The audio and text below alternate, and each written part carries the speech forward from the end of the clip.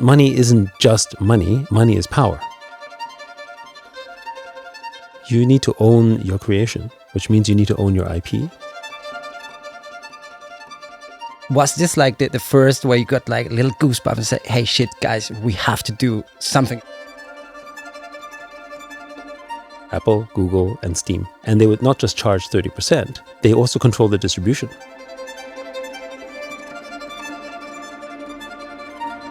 Welcome to another episode of Monetized. This is the podcast where we uncover the untold stories about how the money actually flows in the creative industry.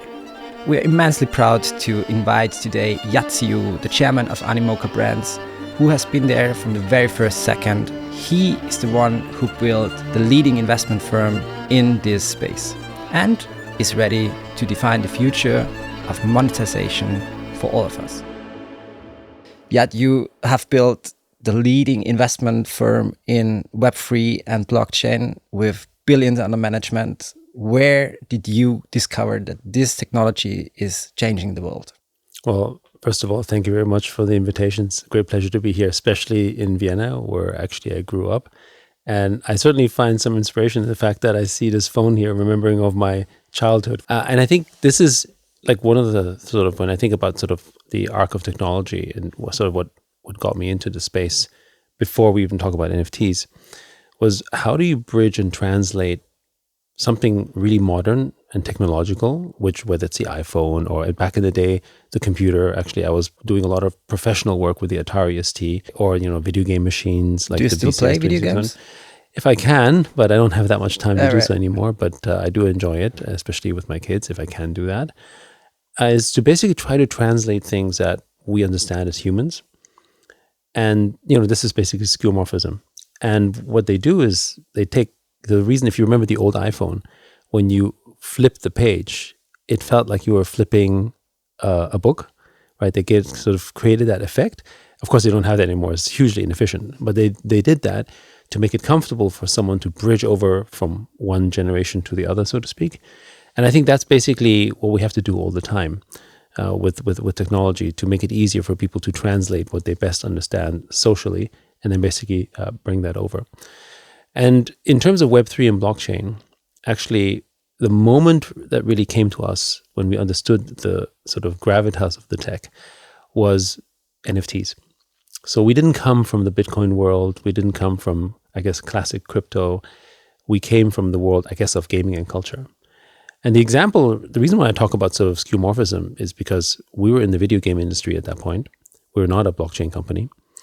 And there was one intrinsic thing that we understood really since the beginning of time when it comes to playing video games and our gamers, is that gamers actually feel that they should be owning their gaming items. They should be really, when they buy virtual currency, they do think it's something that is their property, but it's not actually theirs, right? Virtual currency is a rental thing. When you have a skin in Fortnite, it's not yours. It's something that you rent. And with CryptoKitties, really effectively the first mass NFT, what was fascinating is that not only did the users own it and they could possibly trade it, the supply and the demand of the entire ecosystem of CryptoKitties was entirely user-generated, like a free and open marketplace. And because it was in the construct of a gaming-like environment, it made it easy for people to understand as well. And so what happened was that people who actually didn't really know much about crypto, so many people in that generation were trading these digital cats, but they were like brought into it because it was more closer to video games and it was something that they were familiar with. And that kind of led us to the sort of 2 points. One, first of all, we were fascinated with the technology. For those who may not remember, in late 2017, in like late November, it broke Ethereum when they did $40 million of sales. And then the other thing that we recognized was that actually this gaming application, this sort of technology would really change the gaming world. That's how we started. So this is, before we grew to what we're doing today, we started with the whole gaming angle because the thesis was, well, there's billions of people who play video games, who understand virtual currency and who understand virtual property in a way, but they couldn't ever actually own it. And this would be the perfect interface to do that. And we could really onboard people into the area. Fast forward a little to where we are today, because back then nobody invested in NFTs and in Web3 games, or it wasn't even called Web3 games, it was just called blockchain games. And of course, the likes of Sandbox, Axie Infinity, OpenSea, some of them that we helped build. And today, Animoca Brands has over 600 portfolio companies, of which 160 plus are in gaming, but it's in a whole range of other areas. Everything related to digital property rights, which is our mission. And we have about $1.8 billion worth of assets. And last year, we had over $300 million of revenues, which is something we wouldn't have been able to do if it wasn't for the fact that we went into the Web3 space. Was this like the first where you got like little goosebumps and said, hey, shit, guys, we have to do something about this? Yes. So one thing to also, I guess, to understand a little bit, in the gaming world, we actually were already subject to basically landlords of a different type, right? And those landlords were called Apple, Google, and Steam. And they would not just charge 30%, they also control the distribution. If Apple doesn't feature you, the product doesn't get discovered. And then you have to spend a lot of money in advertising on Apple to be discovered, for instance, right? So it's hugely rent extractive. And the other problem was that the actual users who you would acquire from these platforms, you don't know who they are. So really what happens is that, at least when you own a shopping mall, when the customer buys something from your shop, then you actually have a relationship with the customer directly. But for instance, if you look at a platform like Spotify, how does the musician actually have any idea who the listener is on Spotify? Has no idea. And you may look like you have 1 million or 2 million streams, but do you know which ones are your 1,000 true fans, sort of as per Kevin Kelly? Or is it just really sort of an amorphous mass of people that are basically listening to it, of which maybe 99% listen to it 1 or 2 times, and there's really a small percentage of people who listen to it all the times, and you want to know who that is. And what we discovered with this technology was that it's the best way in which we can identify who your 1,000 true fans are. And the secret of that is, and what Kevin Kelly basically quoted back in 2008, I think, which was in the dawn of the really sort of, I guess, creative internet, as it were. It wasn't really about NFTs, but it could translate just the same way, which is that it's much easier to actually get your 1,000 true fans. And if you get your 1,000 true fans, they'll pay you anything. And back then, Kevin Kelly said like it's $100. Of course, now it should be a bit more. But the point is that if they'll pay you $100 a year just because they can engage with you, that's $100,000 a year. And that's enough to basically build a foundation of your business that could be small and then build from there. And we see this with the artist community. If you build your 1,000 true fans, they could be 10,000, they could be 20,000, they could be 100,000. And what we saw with CryptoKitties, they built essentially hundreds of thousands of fans at a time and in a very accelerated fashion. And if you look at the NFT communities, whether it's a Bored Ape or Pudgy Penguin or Mochaverse, whatever, their core community might only be 5 or 10,000, but they were your very, very, very hardcore fan. And they would spend on you and promote you and push you, and you could really cultivate that. And there's also something else. It made for authentic relationships. But there was another way now to measure that, which is that, hey, I have 5 of those NFTs, or I hold them, or I don't trade them. I can see it on chain. Suddenly you know who's your loyal customer. One of the phenomena that was also part of our portfolio, Dapper Labs, which actually were the originators of CryptoKitties, pushed out this thing called NBA Top Shot. I'm not sure if you remember, but that was a really, really big moment. Like really high value baseball cards that traded for absurd prices. Exactly. So take the prices aside. What was interesting was that the actual basketball players who then realized who bought those NFTs, they would give them a shout out and they would recognize them because they knew that they were one of their true fans. Which is increasing the price even more. Well, it increases the price, and it increases the demand and the scarcity, but it also created the kind of relationship that the buyer really wanted to have. It's hey, I'm being recognized now. Whereas today, in, I guess, traditional collecting cards, you can't really see that because there is no way for the actual, let's say, basketball player to know who bought the cards. Whereas here, at least he can identify it and he can authentically identify it. I mean, someone can always say, hey, I bought this rare card, I have it. Well, can you prove it? Right? Do I actually know? Or are you just, full of shit, right? Whereas in the blockchain world, basically you can verify it instantly and it's certified as a result. And so that allows for more authentic relationships to develop. Where do you think is the fine line of like just investing and like what can this technology actually bring in terms of monetization, especially to the creative industry? If the creative industry listens to someone who is talking about NFTs, they say, "Oh shit, NFTs! No, I'm backing off. This imploded. Is this still a thing?"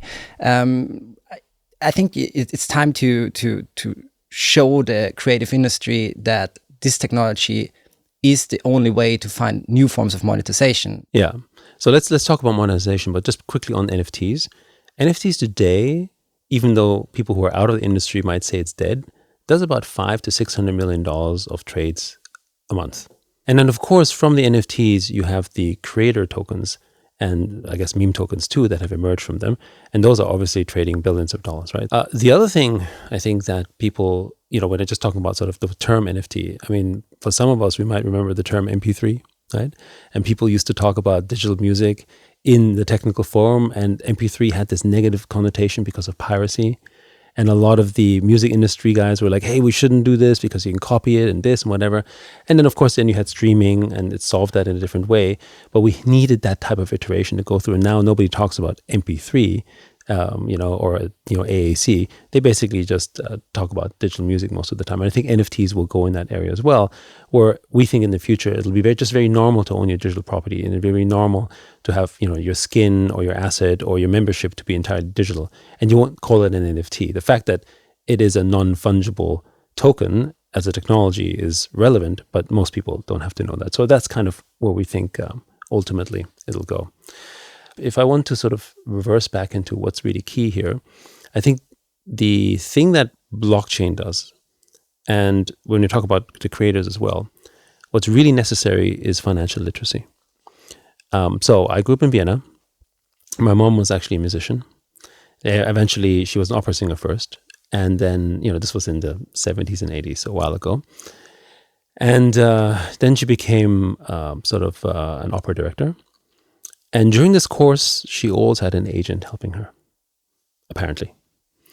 And actually what happened, she was always financially taken advantage of. But she was financially taken advantage of because she didn't know anything about money.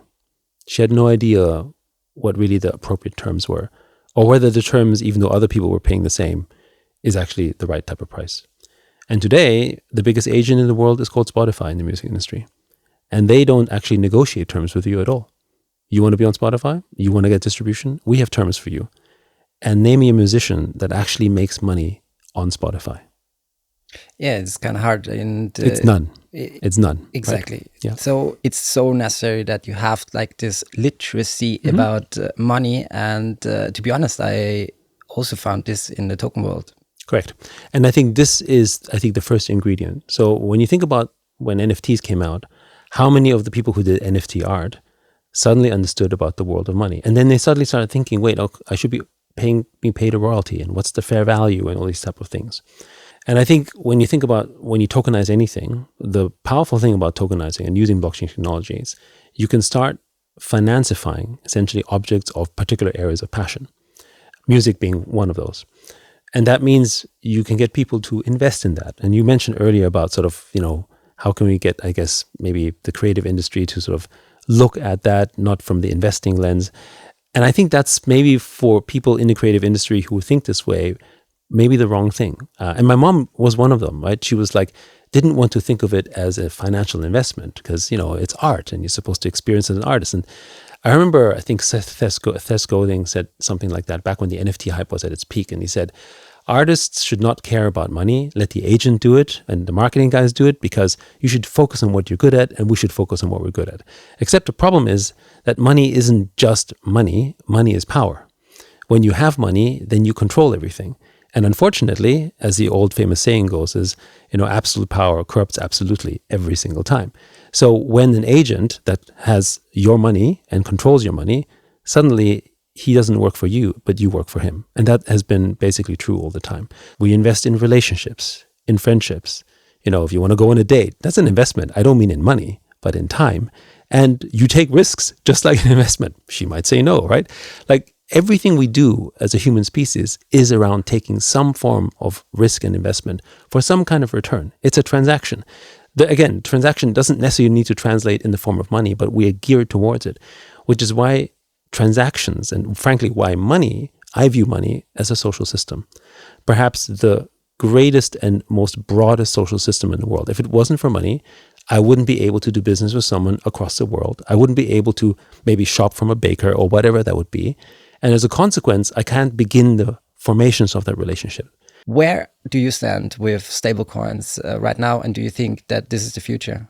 Well, first of all, broadly speaking, before we talk about stablecoins, which is a form of basically tokenized dollars, we think the future is tokenization. So it's really about RWAs and, of course, token networks. And one way you could even say that meme coins is the RWA of the attention economy, right? If you want to take it even that far, because it's really a form of advertising and owning a piece of that, like in the form of airdrops. But talking about stablecoins specifically, I think it's extremely important, very tactical, strategic, and also getting very political. Because when you think about why the US is so heavily pushing stablecoin and the Genius Act, it's because that's the way in which the US is going to basically continue to have dollar hegemony. And this is, again, when I talk about the power of tokenization. And that's why even when you talk about the context of creators, why they must tokenize in the future. If you remember in the early days of the internet, what was it that the internet did? It distributed knowledge and information at the speed of the internet. It distributed and grew it so fast that knowledge was basically amateurized. And it extends the power of those networks, but in a value sense. So here we have the US dollar that's tokenized. It is not a store of value because the US dollar isn't, because they keep printing, but it is influential and powerful as ever because hundreds of millions of people around the world in Nigeria, Sub-Saharan Africa, South America, Southeast Asia, who don't have a bank account or have a bank account where they can't trade a dollar, now have a dollar, right? And they're being dollarized at such a pace that this next generation, that's going to be their default currency. And, back in the 80s, the dollar was already a desired currency. And in those places, basically, they have now a chance to join the global financial economy. So here we have now a super influential financial network that's just become more broader and more powerful, allowing the US dollar to tax the world by continually printing more dollars, which is their business model. You basically now have a way in which you can access them as well. And so again, it's a format of value and value creation at the speed of the internet. And this extends to everything, whether you tokenize real estate, whether you tokenize basically your art or your creation, all that type of stuff will reach out to a larger audience, but now is in the form of a financial construct. Yeah, film industry, because there was no way in which you could actually protect those creations and add and share that value and then reinvest in them. So I gave this example of teachers, but there's another one which is even crazier, a smaller company. It's a company called Dance Fight. And what they did was they basically tokenized and created intellectual property protection on dance moves. And you might go, that sounds weird. That's kind of a creative endeavor, but why would they do that? And the genesis story was that particular, and it's also a portfolio, and the genesis of that was a dancer who had his dance move ripped off by Fortnite. And he loved Fortnite, the game, and he saw his dance move, and then he emailed Epic and said, yo, that's my dance move. It's cool and all, but can I, get something for it? Of course, he got crickets. Nobody wrote back to it. In part also because he couldn't prove he was the originator. And in US copyright law, for instance, you don't actually have to send it to a trademark office to copyright it. You just have to show that you were the first one to originate it. And if you actually minted that move as an NFT, so with a timestamp. With a timestamp, which is certified and certain, just like we see with Bitcoin or whatever else, then you can go to court with this and say, hey, that's my dance move. It's my original, and I can prove that. And then it's up to the other side to prove, no, that dance move happened before by someone else. Hard to do at this point, right? Unless it really was someone else that did that before. So those are examples of that. And this is really important in an age of AI, that creators of all sorts, and I don't mean just artists and musicians, but teachers, writers, or even people who write code, they need to find a way of demonstrating sort of that origin property. And again, it isn't necessarily something that has to be monetized, but at least you need to be given credit. Someone says, hey, this dancer invented this, or this musician made this song, or I was inspired by that writing, because the job opportunities then come from them to say, hey, you're the dancer, make me a new dance move, and I'll pay you for that. That's another form, but that's being entirely taken away. And basically, whoever stole it basically got credit, which of course is not right. Do you feel that there's a new creative industry emerging using already this, and are then being more used or having more upside than the old legacies? Yeah, of course. I mean, as typical, innovation typically develops on the edge. It's very, very difficult to have an incumbent structure re-innovate itself. And that's also because there's a lot of antibodies that don't want it, because the system works. There's no real need for the existing music industry or for Spotify to change their business model. Works okay, right? So you need something new that basically displaces it. last I checked on CD Baby numbers, which is, the alternative music publisher, the monthly sales of NFTs would probably be maybe 2 or 3x of the annual sales of CD Baby. It's just like why are we even wasting time, right? And that's why people who are in that industry, in Web3, dealing with NFTs as an example, basically don't even bother going into the sort of, traditional world. They're there, but they're kind of like in two worlds, right? And you can still use the platform of YouTube and Spotify to promote stuff, but you make your money somewhere else, right? And that's basically in the area where you actually have rights on your digital property.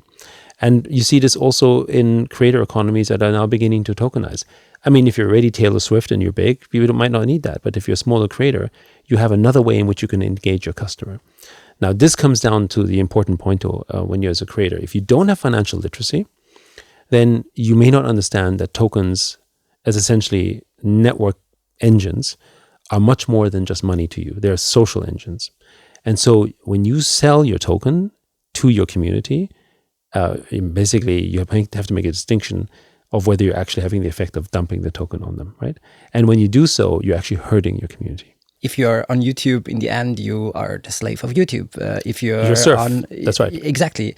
And would that be your direct advice to the industry, that make sure to build your connection outside of these like platforms in the end? Yeah, I mean, at the end of the day, if you're a creator of any kind, which I guess I would argue most humans are, but let's just sort of loosely put it as sort of like artists and musicians or sort of developers of sorts. You need to own your creation, which means you need to own your IP, or you need to have sufficient rights. And if you want to sell it, then it's yours to sell rather than yours to just simply give away, which is what we do, right? We just give it away. We give our attention and time away, and we give our creation away rather freely. And so what I would say is that using blockchain technology is a way in which you can secure those property rights around this. And then with that proof, someone else can buy or trade or sell it, and it creates a market around that type of intellectual property, right, that you can have, which then also gives it a fair market value as well. Because when you know that someone's willing to pay for it, then you know actually what the sort of market value of that could be, which could be higher and low. That doesn't really matter, but at least there's a fair value attached to it. It's even more dangerous to put like money behind like something like this. So I understand what you're saying, but my view is that it's around delivering authenticity regardless of the market cap value. If you have 1 million followers, the problem is that in the Instagram profile, you actually don't know how active they are because there's actually no cost to it. And when you have no cost to it, as we've seen in the world of email and other areas, you have spam and fraud. So how many people pay basically to have millions of followers on Instagram so they can appear to have better status? And how do I know whether those followers are actually real? And then people do these estimates. They say, okay, he's got 1 million followers, but when he posts, there's 50 engagement. That looks possibly fake, right? But they have to do it in this weird way. They have to do this in a sort of inauthentic way. And people who don't know might feel like, hey, he's really influential, when in fact he isn't, right? Whereas when there's real money behind it, and I guess when you talk about blockchain, when there's a stake behind it, then when there's something that is meaningful, then you actually know whether it's serious or not. And 1 million followers may not be worth, $1 million, right? It maybe never was. But at least when there's a fluctuating market cap of value attached to it of some sort, I would argue that it actually shows the true worth of that network. So maybe also the people are like more engaged or more willing to like really put authenticity in. And they're more invested because they're invested with something at stake, right? And I think this is the issue that we have, I think, in a lot of online communities. If I have something to lose, if there's something at stake, I'll be more careful with it. Whereas if I have nothing to lose, I can say all sorts of shit, which is what we see. I can pretend to do all sorts of things because the consequences are zero. Now, imagine if the 1 million likes was equivalent to $1 million, hypothetically. And I would, and if I say something that would be sort of maybe a lie or wrong, I might lose value because essentially people say, wait a second, I don't like this. I'm going to withdraw my funds or whatever that is in whatever construct, which again, I agree with you, is not perfect. Like the whole LP pool system that, Friendtech and those guys did, that frankly was an experiment, a very interesting one. But it wasn't really, I think, the right answer. We're in these early stage of experimentation, just to be clear. But I think we're trying to find a way in which we can determine what is that authentic value. But if you knew that there was something at stake, you'd be much more careful. You'd be much more like, okay, there's a consequence because there's a value attached to it. And the other people are also voting with their feet, as it were, as opposed to just someone basically giving sort of a nice social credit, for instance, right? And, when you look at sort of Let's Bonk and Pump.fun, I mean, they're known for the meme coin. So maybe for the audience. Oh, yes, sorry. Yeah, Pump.fun is basically a token factory. You can just launch your token. And they try to sort of innovate on this slightly differently, where they said, hey, if you have a certain minimum amount of capital that's put in by your fans or by other people or by speculators as well, then that token will eventually go live. And the money that's in that pool cannot be withdrawn by the creator, but he can basically get benefits from the trade in other areas, right? So they're trying to find a way in which you create that balance that makes it more aligned and enforce it as a platform. Because in the early days, creators would launch their tokens just by themselves. They would keep a whole stash of tokens themselves and then literally dump in their community. And that actually hurt the whole creator economy perspective. So while Pump.fun was responsible for a lot of, meme coins that were frankly garbage, it kind of showed technologically what would be possible. And I basically expect to see a lot more innovations around that framing without it looking the same way. Like, we're still in the early innings of what that looks like. But the key thing is that you want to show that your network has a real stake, and you are determined as an end user or as a creator by the value of that stake, which is represented in a way that we can all measure. And I think that's basically really the power of tokenization here. Yeah, and the more the people have stakes in it, the more the network is worth, and the more the network advertises. And Correct. like this is like the flywheel effect right. that everybody wants. That's right. And the 1,000 true fans, as it were, that you have in your network, they're not going to sell anyway. Right? And so everyone else will sort of trade around it. But if I am your 1,000 true fan, like for instance, the people who hold CryptoPunks, or the ones, even as Bored Apes was dropping, there was a whole bunch of people who basically never sold it. It became part of their identity. And that was basically, a way to join that network. It wasn't about the money. It was basically about the community. Funny side story. Back in the days, like our very first idea was like to build a marketplace where people could invest in YouTube videos and trade them. And we said, hey, this might be the next thing. Everybody is going to love this. But it was really, really, really hard for us to convince even our best friends who are like big musicians, big artists in the space, to actively ask their community to basically give them money. And in return, they get 10% or 20% of the future earnings of their YouTube video. Maybe we were too early. I don't know. Well, I think you were too early, but also I think there's another thing, which is that probably most of their fans were not financially literate. They didn't understand. And we see this today in the sort of traditional world in an abstracted way. If I use Instagram every day and I derive value from it and have fun, why shouldn't I be a shareholder in Facebook? Like, that sounds logical, but it doesn't happen. And it's because people don't understand it. Also, they don't love Facebook, the company. I get that too, but they still use a product and service, right? And I think that comes down to financial literacy. So when a creator says you can buy a stake of what I have and share that value, but the person doesn't understand what he's doing, then that's what's dangerous. It's not dangerous to have someone buy it. It's dangerous to sell it to someone who doesn't know what they're doing. And so that to me is the journey of financial literacy. And the power of tokenization is that it amateurizes that. How many people have learned about money because they went and joined the world of Web3, right? People often sort of don't forget that Web3 isn't an existing wealth class. It's an entirely new wealth class that didn't exist before for people who knew nothing about money, had maybe a construct, and then they created wealth for themselves and then started to say, wait, hold on a second, I have some money. What should I do with it? And what's the value? And how should I spend it? And, maybe I lost some and I gained some. And then they entered the world of financial investing and financial literacy. In my generation, we had this thing called digital literacy, where we knew nothing about the internet. And the people, like I remember I had a very short stint at AT&T, and I had to print the emails for my boss so that he could read them. He basically didn't have a computer. He was more comfortable reading on a piece of paper, right? And that was that age. And today, there's that term digital literacy is entirely dead.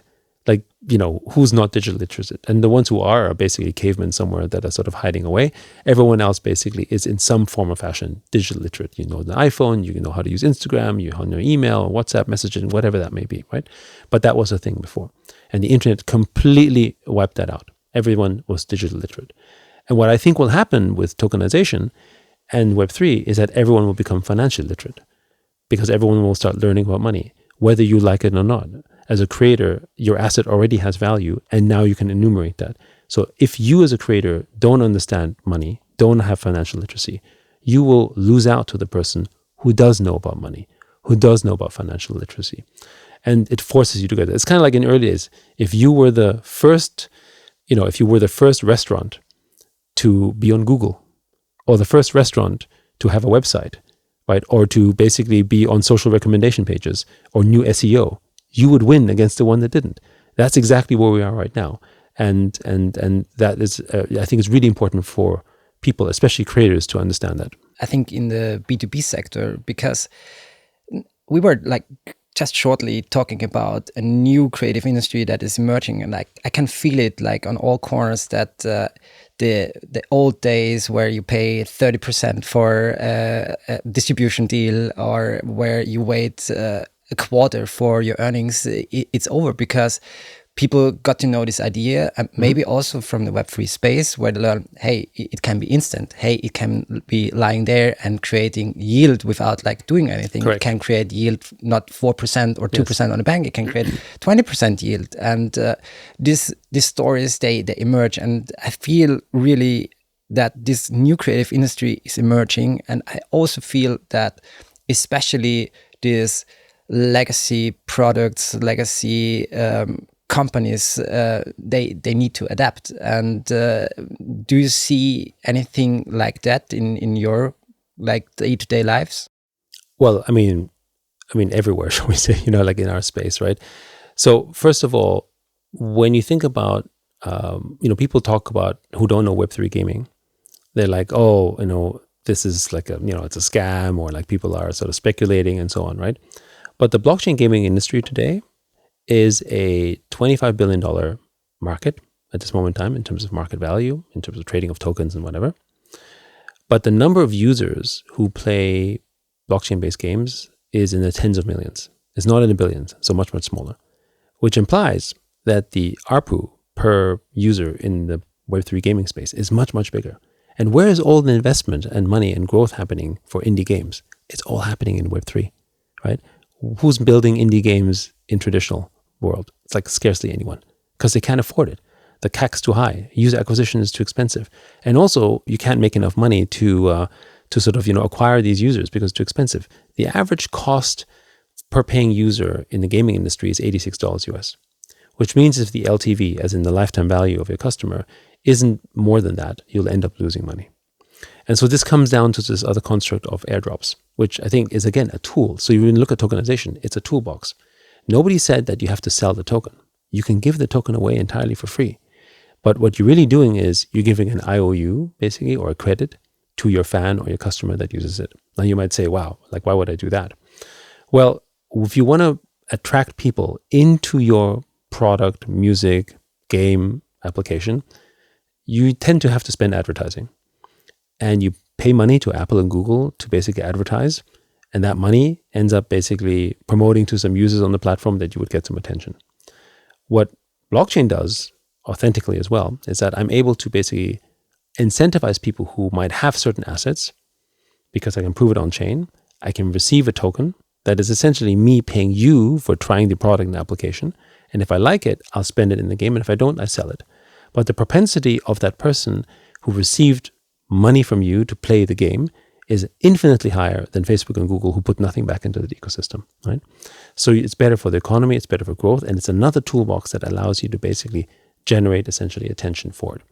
And does it mean that the token might go down in value because maybe there's no, people don't like the game? Sure. But that is to me no different than someone spending $1 million in advertising and nobody likes the product. I mean, that happens the same way. The difference here, though, is that you've basically given value to the community. And if there is value, then they'll buy more of that token so it can use it in the game and the value can increase. But if they don't like it, which, by the way, most games people don't like how most music people don't like either. I think people go, oh my goodness, the tokenomics destroyed my product. But maybe your product wasn't so good to begin with. I mean, how many people are actually using it, right? So there is a correlation between that. And I think this is the other thing that maybe some people get scared of, which is that when you really go up into the market, maybe that's the ultimate test. And if your product doesn't have that demand and it looks bad, then maybe it's more a reflection on you as the creator rather than necessarily tokenomics or blockchain or a speculator. Sure, the speculator is an additional angle, but again, if people like your product, then it works. And we've seen this in every industry. It doesn't matter if it's blockchain or not. But there's also the other way. We have also seen projects that like put out some airdrops and people came. There's also this term of airdrop farmers, which Correct. is also out there, and people just clicking and doing anything just to get the tokens. But that's that. But I would say there's a distinction between the mechanism, which basically, if it works the way it's intended, is successful, versus fraud or attempted fraud, right? When there's money involved, there's always ways to try to defraud, and obviously we have to get better at it. So, in the early days of the advertising industry, we had this thing called click fraud. We emerged from an industry that used to pay for advertising in what was called CPC, basically, cost per 1,000 clicks. That's basically, you showed your ad 1,000 times or clicked 1,000 times, we'll pay you a certain amount of money. So what happened? Bunch of people all over the world, especially in China, had a whole bunch of computers that clicked on the website nonstop, so they would get paid. Was it real users? No, they were bots, right? We figured out as an industry that was fraud, and we changed it into something called CPI or CPA. So basically, the user had to have an action and come in, and we had these cookies that we could tell if they're a real user or not, all that type of stuff. It took us probably 5 to 10 years to get the industry to a level where we can actually deal with that. And basically, bots are the same right now with airdrops. So yes, it's true. In some cases, even up to 70 or 80% of the tokens went to bots because we were looking for the wrong metric. But now, for instance, what we're doing with Mocha ID, you have the ability to build a reputation system. By knowing what you've done before, I'm now building a credit score. Did you dump your token on day one? Or are you an actual user, whether you use something like Humanity Protocol or whether you use something like WorldCoin? I can tell if you're a real human, for instance, so we can take care of that, right? People do KYC, and basically what you then do is you are able to build a reputation on an ID framework that then demonstrates that stuff. So you as a user actually get more airdrops because you show that you have better behavior and that you're actually someone who holds or uses the product as opposed to just an Insta dumper, whatever it is that you're doing. So we're just at that stage of evolution. I won't pretend to say it's perfect, but we're learning from this, right? The mechanism itself still holds true because at the end of the day, that $50 billion of value that was given to users to help build the networks is the reason why Web3 today is a $4 trillion industry, right? That's an incredible ROI. I can remember when I was the first time ever on an event where all the Web3 community and the blockchain community is gathering called Token 2049 in Singapore.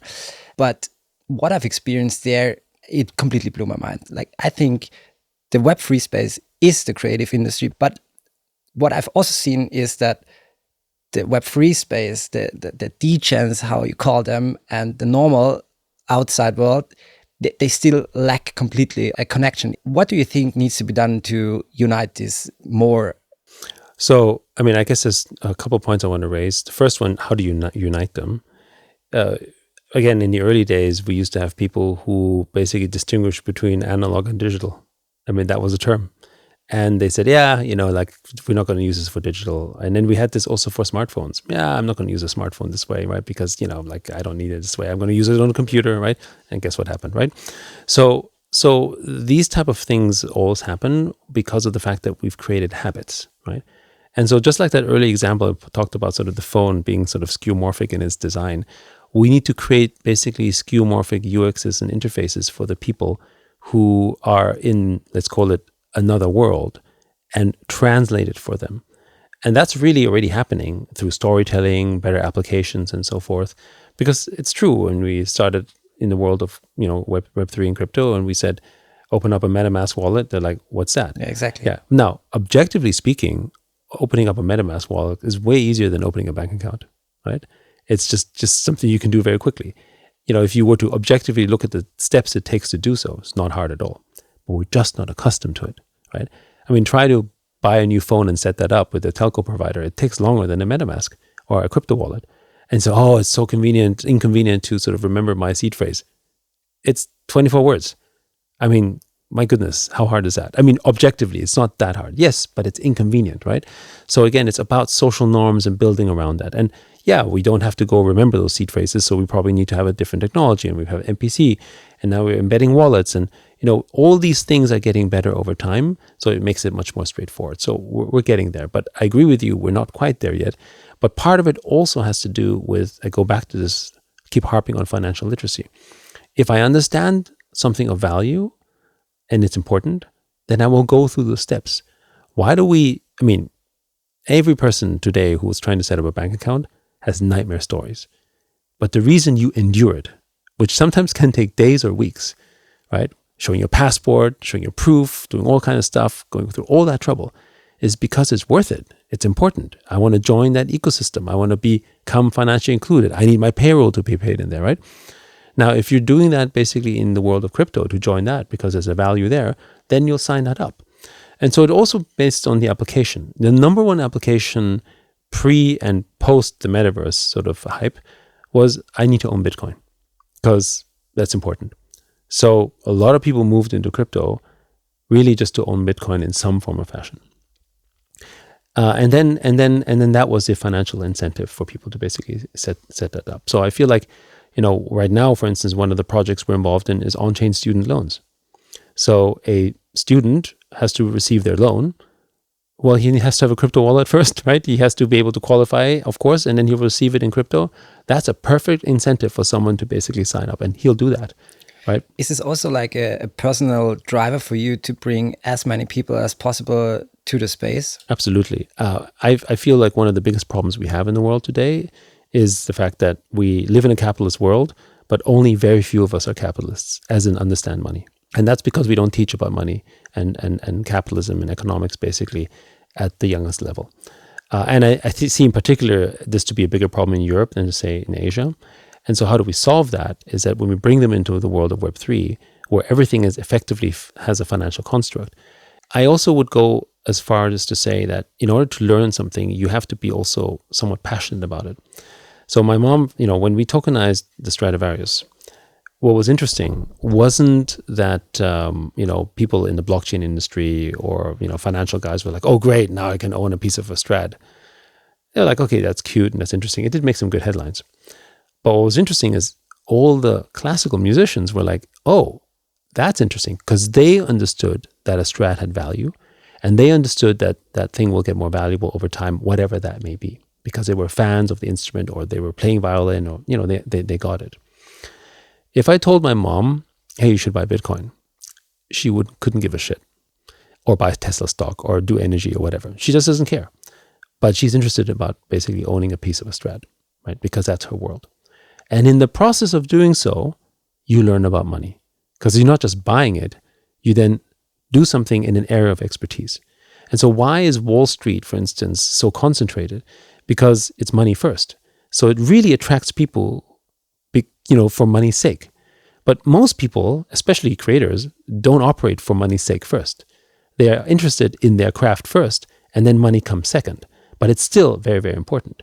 So I feel like that's the mechanism to do so. And so if tokenization is part of your craft, is part of your art, then you will ultimately learn about money because it's part of that system. Like, I don't think it's an option to say, you deal with the art and you deal with the money, because that's where abuse happens.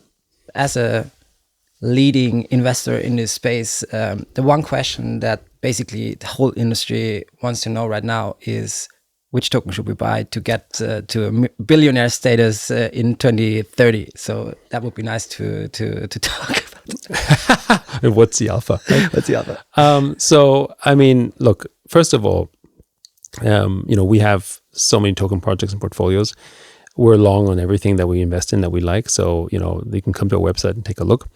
But generally speaking, I would say, if you want to invest in an asset class and be access to Web3, you need to have the majors, right? So that means, Bitcoin, probably Ethereum, very important, especially if you're in the creator economy, as sort of the base, basically sort of base layer of the digital creator economy.